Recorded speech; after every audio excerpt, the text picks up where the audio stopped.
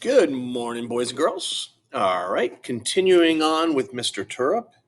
We are getting there. We are on page 198, 199, and there are 200,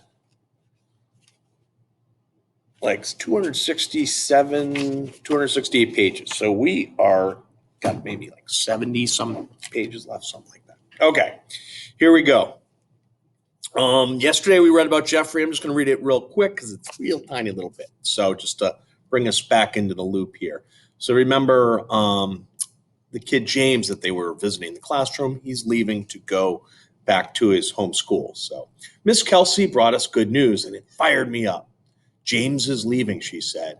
How is that supposed to be good news? Everybody I end up liking, I end up losing. Why did I even bother trying? All right, now we're on to Luke. We made our way down to the collaborative classroom. It was James's going away party. I wanted to be happy for him, but it was so difficult. Terrible, worrisome news, Mr. Turrup, plus happy party James does not equal happy Luke. Invasive species are organisms that are introduced into a new environment. Since they have no natural predators there, they thrive. They suck up all the resources, leaving nothing for the organisms that were there first. The native species suffer and die. Going down to the collaborative classroom, I was afraid our whole class would act as the invasive species, sucking up all the happiness with our sour attitudes. Lucky for us, the antidote was present at the party. The lights clicked on. Surprise! We yelled when James walked in. His face beamed. I automatically smiled too. And then it happened. James walked over to Peter and gave him a hug that shattered, in other words, his shield. Everybody stopped and watched. This was the first time any of us had really looked at Peter since the accident. We had each made the choice to make him invisible, but now we saw him. James finally let go and stepped back. He looked into Peter's eyes. Now remember, this is the student who had autism, or has autism. Peter, not your fault, not your fault. James' voice rose. Peter, now he yelled, not your fault. Accident. The room was dead, quiet, holding its breath. Peter began crying, softly at first, but then he lost it. His entire body shook with each sob. I couldn't be a silent onlooker any longer. I stepped forward. James is right, Peter, I said. It's not all your fault. I told everyone about Mr. Turrup's early concussions and the bleeding and the looming surgery.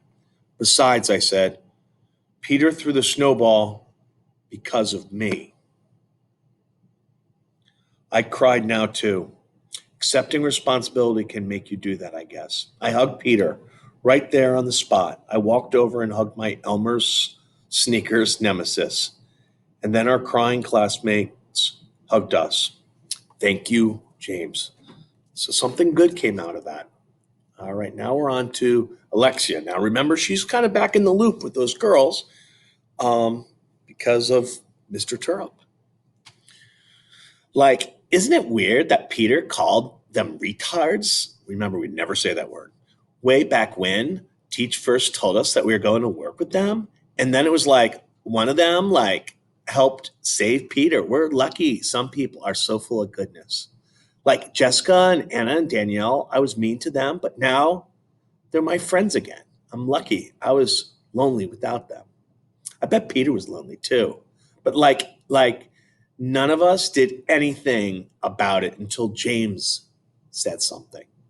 Then I felt bad for Peter. I gave him a hug. He didn't deserve to be all alone. Feels good being nice.